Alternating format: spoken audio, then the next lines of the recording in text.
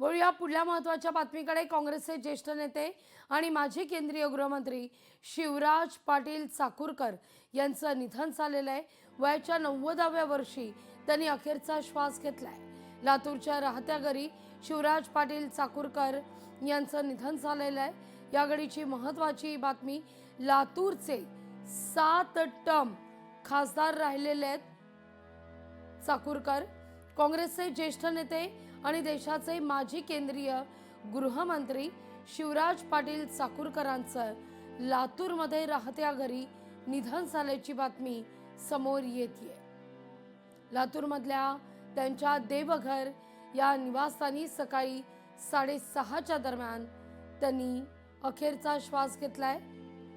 वयोमानानुसार आजारपण देखील वाढत होती, ज्यावर घरीच उपचारही सुरू होते।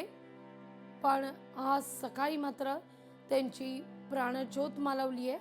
शिवराज पाटील चाकूरकर यांनी आपल्या प्रदीर्घ राजकीय कारकिर्दीत देशातील अत्यंत प्रतिष्ठित पदं ही भूषवलेली आहेत। यामध्ये लोकसभेचे सभापती पद याचा देखील समावेश आहे। केंद्र सरकारमध्ये त्यांनी केंद्रीय गृहमंत्री यासह विविध महत्त्वपूर्ण मंत्रिपदावर देखील काम केलेलं होतं।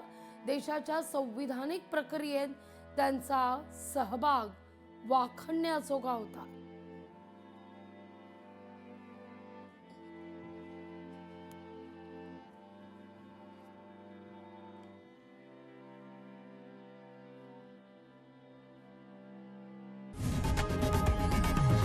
लोकशाही मराठी ऐका, पहा, जागरूक रहा।